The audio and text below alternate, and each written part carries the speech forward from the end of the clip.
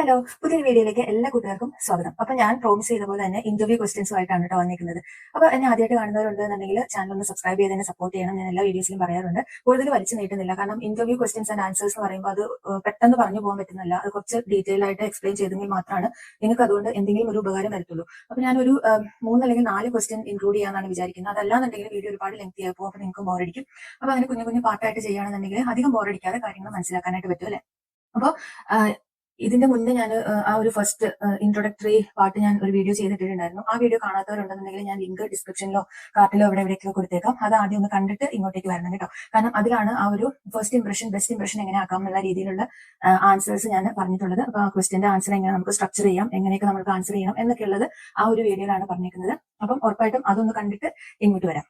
അത് കഴിഞ്ഞിട്ട് നമ്മൾ ഏത് ഡിപ്പാർട്ട്മെന്റിലേക്ക് അപ്ലൈ ചെയ്തിട്ടുണ്ടെങ്കിലും എക്സ്പെക്ട് ചെയ്യാവുന്ന, അതായത് ഒരു 95% സെക്കൻഡ് ക്വസ്റ്റ്യൻ ആയിട്ട് നമുക്ക് എക്സ്പെക്ട് ചെയ്യാവുന്ന ഒരു ക്വസ്റ്റ്യൻ ആണ് നമ്മൾ എന്തുകൊണ്ട് ഈ ഒരു പൊസിഷന് അപ്ലൈ ചെയ്തു എന്നുള്ളത്. അതായത് why did you apply for this position. അപ്പൊ അത് ഈ ഒരു സെയിം സെന്റൻസ് ആയിക്കോണമെന്നില്ല, പക്ഷെ ഞാൻ എന്റെ ബാക്കി മറ്റുള്ള ഫ്രണ്ട്സിൽ നിന്നൊക്കെ അറിയാൻ കഴിഞ്ഞത് അവരോടൊക്കെ ഈ ഒരു ക്വസ്റ്റ്യൻ ചോദിച്ചിട്ടുണ്ടായിരുന്നു എന്നുള്ളതാണ്. അപ്പൊ ഈ ഒരു ക്വസ്റ്റ്യൻ നന്നായിട്ട് ആൻസർ ചെയ്യണമെന്നുണ്ടെങ്കിൽ നമ്മൾ മസ്റ്റ് ആയിട്ട് ഇന്റർവ്യൂവിന്റെ മുന്നേ ചെയ്തിരിക്കേണ്ട ഒരു കാര്യം എന്ന് പറയുന്നത്, നമ്മൾ ഏത് ഹോസ്പിറ്റലിലേക്കാണോ അപ്ലൈ ചെയ്തേക്കുന്നത് ആ ഹോസ്പിറ്റലിനെ പറ്റിയിട്ട് നന്നായിട്ടൊന്ന് റീഡ് ചെയ്യാം. ഇപ്പൊ നമുക്ക് ഒരുപാട് നമ്മുടെ വിരൽത്തുമ്പിൽ എല്ലാം അവൈലബിൾ ആയിട്ടുണ്ട്. നമുക്കറിയാം ഏത് ഹോസ്പിറ്റലിലോട്ടാണ് നമ്മൾ അപ്ലൈ ചെയ്യുന്നത് എന്നുള്ളത്. അപ്പൊ ആ ഹോസ്പിറ്റലിന്റെ വെബ്സൈറ്റ് ഓപ്പൺ ചെയ്തിട്ട് അവരുടെ മിഷൻ, വിഷൻ, വാല്യൂസ് അല്ലെങ്കിൽ ഒബ്ജക്റ്റീവ്സ്, ഈ 4 സാധനങ്ങൾ വായിച്ചിട്ട് പോവുക. നന്നായിട്ട് വായിക്കാന്ന് പറഞ്ഞു കഴിഞ്ഞാൽ ഏകദേശം അത് ബൈഹാർട്ട് പഠിക്കാൻ പറ്റുമെങ്കിൽ അതായിരിക്കും അടിപൊളി. കാരണം ആ എല്ലാ ഹോസ്പിറ്റലിനും തന്നെ അത് ഏകദേശം സെയിം ആയിരിക്കും. കുറച്ച് അവർ സെന്റൻസ് ഒക്കെ അങ്ങോട്ടും ഇങ്ങോട്ടും മാറ്റിയിട്ടിട്ടുണ്ടാവുള്ളൂ. പക്ഷെ സ്റ്റിൽ നമുക്കത് കാണാപ്പാഠം പഠിക്കുകയാണെന്നുണ്ടെങ്കിൽ ഈ ഒരു ക്വസ്റ്റിന്റെ ആൻസർ നമുക്ക് അടിപൊളിയായിട്ട് ആൻസർ ചെയ്യാനായിട്ട് പറ്റും. അപ്പൊ അതിനകത്ത് എന്തെങ്കിലും അവരുടെ ഒരു ഒബ്ജക്റ്റീവ് പിക്ക് ചെയ്യുക നമ്മൾ. അപ്പൊ അതിനകത്ത് എന്തെങ്കിലും ഒക്കെ കാണും. അവർ ഒരു നെക്സ്റ്റ് 5 ഇയേഴ്സിന്റെ ഉള്ളിൽ അച്ചീവ് ചെയ്യാൻ ആഗ്രഹിക്കുന്ന എന്തെങ്കിലും ഒരു കാര്യം ഉണ്ടാവും. അപ്പൊ നമുക്ക് പറയാം അത് നമ്മളെ സ്ട്രൈക്ക് ചെയ്തു, അല്ലെങ്കിൽ I was attracted to that. അപ്പം അതുകൊണ്ടാണ് ഞാനിങ്ങനെ അപ്ലൈ ചെയ്തത് എന്നുള്ളത്. ഒരു ക്വസ്റ്റിന് ഞാൻ പറഞ്ഞ ആൻസർ എന്ന് പറഞ്ഞിട്ടുണ്ടെങ്കിൽ, ഞാൻ എന്റെ ഹോസ്പിറ്റലിന്റെ വെബ്സൈറ്റിൽ തപ്പി കഴിഞ്ഞപ്പോഴത്തേക്കും ഇവരുടെ ICU അവർ റീകൺസ്ട്രക്ട് ചെയ്ത് ബെഡ് കപ്പാസിറ്റി കൂട്ടുവന്നു. പിന്നെ ഒരുപാട് അവിടെ പേഷ്യന്റ് സെന്റേർഡ് ആയിട്ടുള്ള, അല്ലെങ്കിൽ പേഷ്യന്റിന്റെ വെൽബീയിങ് ഫോക്കസ് ചെയ്തിട്ടുള്ള ഒരുപാട് സ്ട്രക്ചറൽ റീകൺസ്ട്രക്ഷൻസ് അവിടെ കൊണ്ടുവരുന്നുണ്ട് എന്നുള്ളതൊക്കെ എനിക്ക് അതിൽ നിന്ന് അറിയാനായിട്ട് കഴിഞ്ഞു. അതായത് എക്സാമ്പിൾ പറയുവാണെങ്കിൽ ഗാർഡൻ ടൂർ, അതായത് വെന്റിലേറ്റഡ് പേഷ്യന്റിനെ പോലും നമുക്ക് ഗാർഡനിലേക്ക് അല്ലെങ്കിൽ ടെറസിലേക്ക് നമുക്ക് ഷിഫ്റ്റ് ചെയ്ത് അവിടെ അവർക്ക് ആ ഒരു ഔട്ട്ഡോർ ആസ്വദിക്കാനുള്ള ഒരു എൻവയോൺമെന്റ് ഒരുക്കി കൊടുക്കുന്നതിനെ പറ്റിയിട്ടൊക്കെ അതിൽ മെൻഷൻ ചെയ്തിട്ടുണ്ടായിരുന്നു. അപ്പൊ ഞാൻ അതൊക്കെയാണ് ഞാൻ പറഞ്ഞത്. അതൊക്കെ എനിക്ക് ഭയങ്കരമായിട്ട് ഇഷ്ടപ്പെട്ടു. I was looking forward to this kind of settings. അപ്പൊ അതുകൊണ്ട് ഇതൊക്കെ കണ്ടു കഴിഞ്ഞപ്പോൾ ഞാൻ ഭയങ്കര അട്രാക്റ്റഡ് ആയി.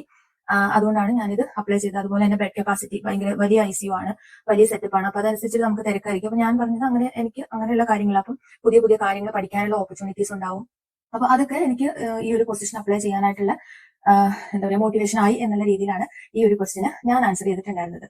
മൂന്നാമതായിട്ട് ചോദിക്കാൻ ചാൻസ് ഉള്ള ഒരു ക്വസ്റ്റ്യൻ ആണ്, why do you think make you A good ICU nurse. അല്ലെങ്കിൽ ഇപ്പൊ നമ്മൾ എമർജൻസി ഡിപ്പാർട്ട്മെന്റിലേക്കാണ് അപ്ലൈ ചെയ്യുന്നതെന്നുണ്ടെങ്കിൽ ആ ഒരു എമർജൻസി ഡിപ്പാർട്ട്മെന്റ് നഴ്സ്, അല്ലെങ്കിൽ നമ്മൾ ഏത് പൊസിഷനിലേക്കാണോ അപ്ലൈ ചെയ്തിട്ടുള്ളത്, അതായത് നമ്മുടെ ഗുഡ് ക്വാളിറ്റീസ് ആണ് അവർ ചോദിക്കുന്നത്. അതായത് ആസ് എ നഴ്സ് നമ്മളുടെ പോസിറ്റീവ്സ് ആൻഡ് നെഗറ്റീവ്സ്, അല്ലെങ്കിൽ സ്ട്രെങ്ത് ആൻഡ് വീക്ക്നെസ്സസ് ഇവിടെ നമുക്ക് പറയാനായിട്ട് പറ്റും. അപ്പോൾ ഇപ്പോ കുറച്ച് ഈ ഒരു പുതിയ കാലത്തിൽ എനിക്ക് തോന്നുന്നില്ല നിങ്ങളുടെ സ്ട്രെങ്ത് ആൻഡ് വീക്ക്നെസ്സസ് എന്നുള്ള ആ ഒരു ടേം അവർ യൂസ് ചെയ്യുന്നു. പകരം അവർ ഇങ്ങനെ ചോദിച്ചേക്കാം. അതല്ല, സ്ട്രെങ്ത് ആൻഡ് വീക്ക്നെസ്സസ് ചോദിക്കുന്നവരും ഉണ്ട് എന്നാണ് കേട്ടേക്കുന്നത് കേട്ടോ. അപ്പൊ എന്റെ അടുത്ത് ചോദിച്ചത്, what do you think is the good quality of you as an ICU nurse, അങ്ങനെയായിരുന്നു എന്റെ അടുത്ത് ഒരു ക്വസ്റ്റ്യൻ ചോദിച്ചിട്ടുണ്ടായിരുന്നത്. അപ്പൊ ഈ ഒരു ക്വസ്റ്റ്യന് നമുക്ക് പല രീതിയിൽ ആൻസർ ചെയ്യാം.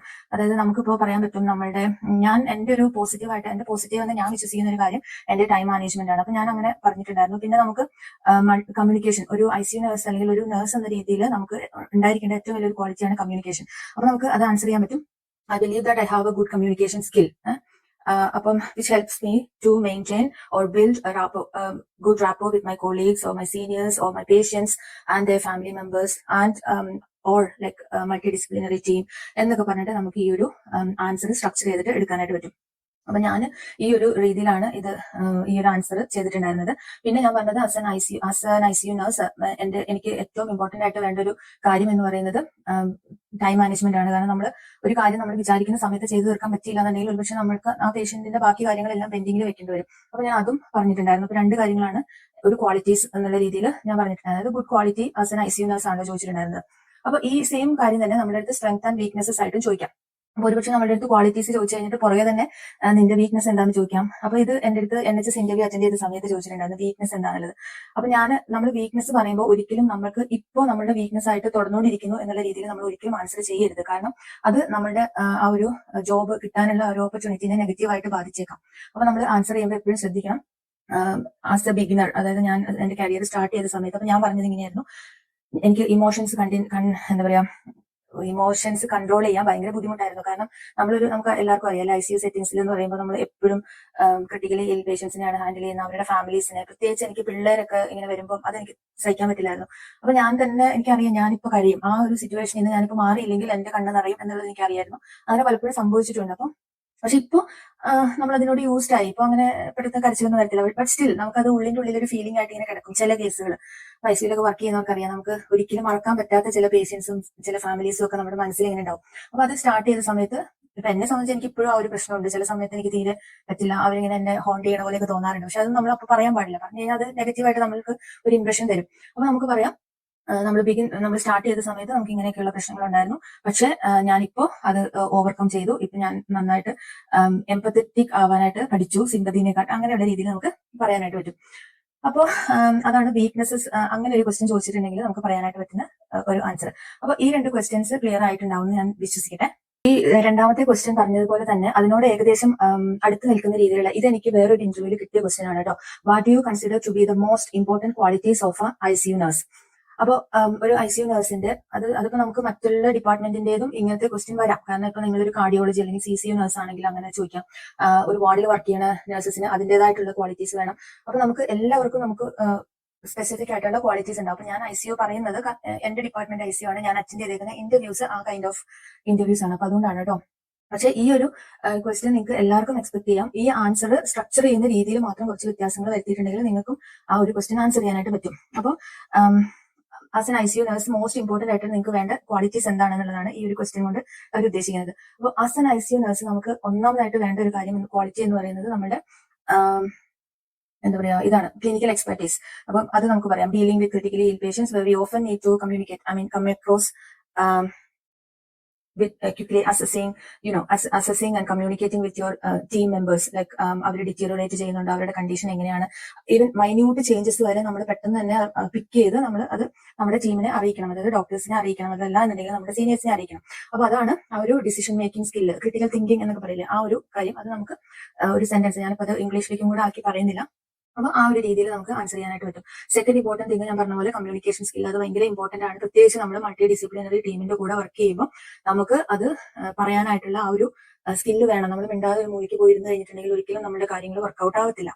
അതായത് ICUs and environment where every second matters, അങ്ങനെയല്ലേ പറയുന്നത്. അപ്പം അതൊക്കെ നമുക്ക് ആ ഒരു ആൻസറിന്റെ ഉള്ളിൽ കൊണ്ടുവരാനായിട്ട് ശ്രമിക്കാം. പിന്നെ വേണ്ട ഒരു ഇമ്പോർട്ടന്റ് ക്വാളിറ്റിയാണ് കൺട്രോൾ ഓഫ് ഇമോഷൻസ്. അതായത് നമുക്ക് നമ്മുടെ ഇമോഷൻസിന്റെ മേളിൽ നമുക്ക് തന്നെ ഒരു കൺട്രോൾ വേണം. നമ്മൾ അവിടെ ഡൗൺ ആയി പോകരുത്. അതായത് നമ്മൾ പാനിക് ആവാം. ഇമോഷൻസ് എന്ന് പറയുമ്പോൾ നമുക്ക് സങ്കടം വരുന്നത് മാത്രമല്ല, നമ്മൾ പാനിക് ആവാം, നമ്മൾ സ്ട്രെസ്ഡ് ആയിരിക്കും ഓൾറെഡി. അപ്പം ആ ഒരു സ്ട്രെസ്സിന്റെ മുകളിൽ നമുക്ക് മിസ്റ്റേക്സ് കൂടുതൽ സംഭവിക്കാനുള്ള ചാൻസ് ഉണ്ട്.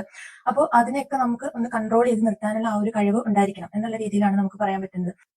പിന്നെ എന്റെ അടുത്ത് ചോദിച്ചിരുന്ന വേറൊരു ക്വസ്റ്റൻ ആണ്, how do you prioritise your workload? അപ്പോൾ അത് ഒരു ഇമ്പോർട്ടന്റ് ആയിട്ടുള്ള ഒരു ക്വസ്റ്റൻ ആണ്. അത് ഈവൻ ICU സെറ്റിംഗ് ആയാലും വാർഡ് സെറ്റിംഗ് ആയാലും എമർജൻസി ഡിപ്പാർട്ട്മെന്റിലെ സെറ്റിംഗ്സ് ആയാലും ഈ ഒരു ക്വസ്റ്റൻ നമ്മളെ സംബന്ധിച്ചിട്ട് വളരെ ഇമ്പോർട്ടന്റ് ആണ്. അതായത് നമ്മൾ എങ്ങനെ പേഷ്യന്റ് കെയർ പ്രയോറിറ്റൈസ് ചെയ്യും, അല്ലെങ്കിൽ നമ്മുടെ ടാസ്ക് എങ്ങനെ പ്രയോറിറ്റൈസ് ചെയ്യും. അപ്പോൾ ഈ ഒരു ക്വസ്റ്റൻ ഞാൻ ആൻസർ ആയിട്ട് പറഞ്ഞിട്ടുണ്ടായിരുന്നത്, ഞാൻ ഹാൻഡ് ഓവർ എടുക്കുന്ന സമയത്ത് തന്നെ I make a list of things to do. അതായത് പ്രീവിയസ് ഷിഫ്റ്റ് കംപ്ലീറ്റ് ചെയ്യാത്ത ടാസ്ക് ഞാൻ ലിസ്റ്റ് ഔട്ട് ചെയ്യും. എന്നിട്ട് do my assessment on a patient. Because അപ്പൊ ഞാൻ എന്റെ ABCD അസസ്മെന്റ് സ്റ്റാർട്ട് ചെയ്യും. അപ്പൊ നമുക്ക് അറിയാം പേഷ്യന്റിന്റെ ഏത് കണ്ടീഷനാണ് അല്ലെങ്കിൽ ഏത് കൈൻഡ് ഓഫ് പേഷ്യന്റ് ആണ് നമുക്ക് കിട്ടിയേക്കുന്നത് എന്നുള്ളത്. എന്നിട്ട് ഞാൻ റിയലി ഫോക്കസ് ആണ്. ഇപ്പൊ സപ്പോസ് നമുക്ക് 2 പേഷ്യന്റ് ഉണ്ടെന്നുണ്ടെങ്കിൽ 2 പേരുടെയും അസസ്മെന്റ് കഴിയുമ്പോൾ ഹാൻഡ് ഓവർ കിട്ടുമ്പോൾ തന്നെ നമുക്ക് ഒരു ഐഡിയ കിട്ടും ഏത് പേഷ്യന്റ് അടുത്താണ് നമ്മൾ ഫസ്റ്റ് പോകേണ്ടത്. അപ്പൊ ഞാൻ അങ്ങനെയാണ് കേട്ടോ പറഞ്ഞിട്ടുണ്ടായിരുന്നത്. If I have 2 patients like ഞാൻ ഹാൻഡ് ഓവറിന്റെ ടൈമിൽ തന്നെ ആ ഒരു ആരെയാണ് ഞാൻ ഫസ്റ്റ് അറ്റൻഡ് ചെയ്യുന്നത് എന്നുള്ളത് ഞാൻ മേക്ക് ഷുവർ ചെയ്യും. അതല്ല ഒരു പേഷ്യന്റ് ഉള്ളതെന്നുണ്ടെങ്കിൽ അസസ്മെന്റിന്റെ ടൈമിൽ ABC എന്റെ പ്രയോറിറ്റി ആക്കും. അതായത് എയർവേ ബ്രീതിങ് സർക്കുലേഷൻ, അതിനകത്ത് ഒരു കോംപ്രമൈസും ഇല്ല. അപ്പോൾ ആ ഒരു എയർവേ ബ്രീതിങ് സർക്കുലേഷൻ എന്റെ പേഷ്യന്റിന് ഓക്കെ ആണ് എന്ന് ഉറപ്പ് വരുത്തിയിട്ട് മാത്രമാണ് ഞാൻ ബാക്കി റെഗുലർ ടാസ്കിലേക്ക് പോകത്തുള്ളൂ. അതായത് നമ്മൾ മെഡിക്കേഷൻസ്, പേഴ്സണൽ കെയർ, അതല്ലാന്നുണ്ടെങ്കിൽ ബാക്കി നമുക്കറിയാലോ നമ്മൾ ബാക്കി കാര്യങ്ങളെല്ലാം ചെയ്യുന്നതൊക്കെ.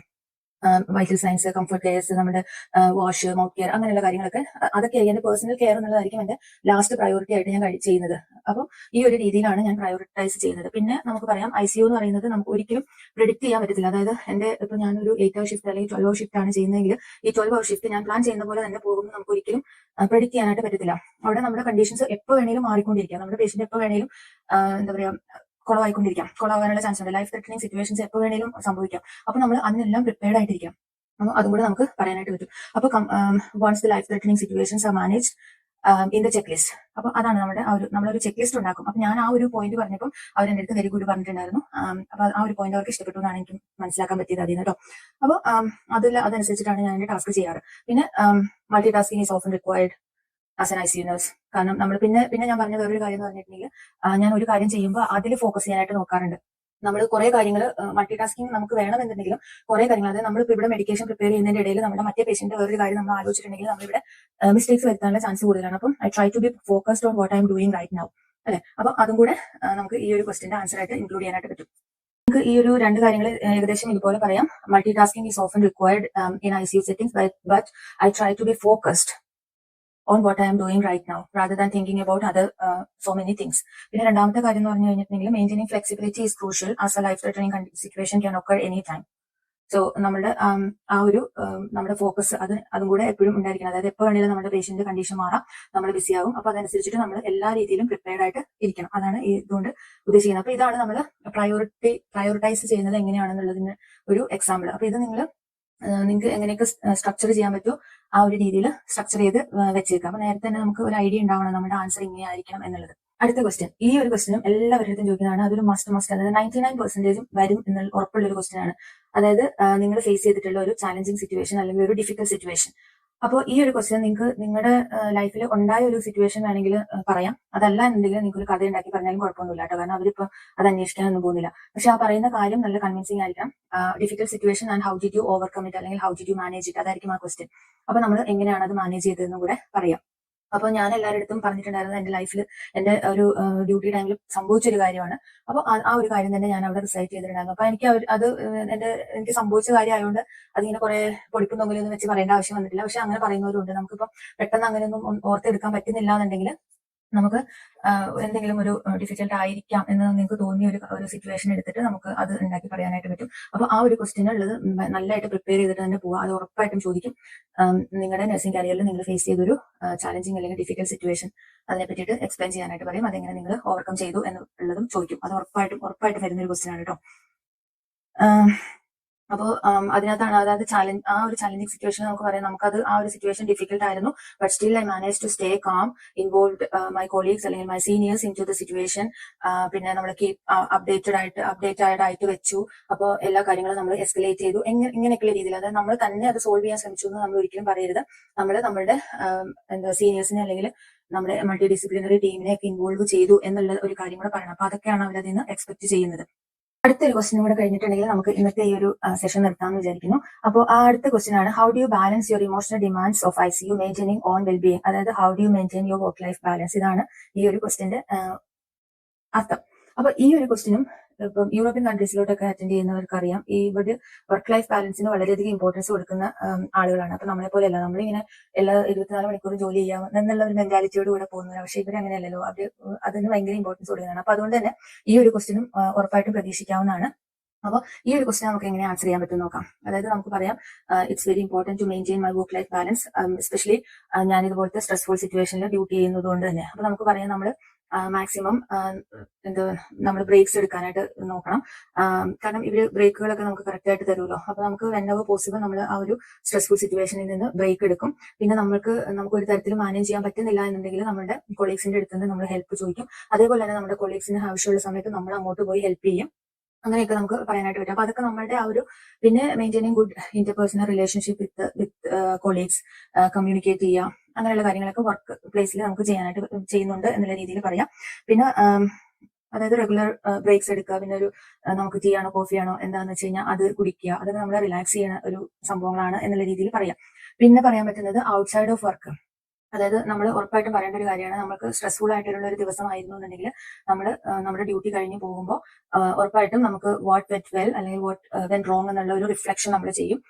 പിന്നെ നമ്മൾ വൺസ് നമ്മൾ വീട്ടിലെത്തി കഴിഞ്ഞിട്ടുണ്ടെങ്കിൽ എല്ലാം അവിടെ വെച്ച് നിർത്തും. പിന്നെ നമ്മൾ അതിനെ പറ്റിയിട്ട് ചിന്തിക്കാനായിട്ട് പോകില്ല. അപ്പൊ ആ ഒരു കാര്യം ഇമ്പോർട്ടന്റ് ആയിട്ട് പറയണം. നമ്മൾ വൺസ് നമ്മൾ വർക്ക് കഴിഞ്ഞിട്ടുണ്ടെങ്കിൽ എല്ലാം നമ്മൾ വിട്ടു. പിന്നെ നമ്മൾ അതിനെപ്പറ്റി ചിന്തിച്ച് നമ്മൾ വീണ്ടും സമയം കളയത്തില്ല.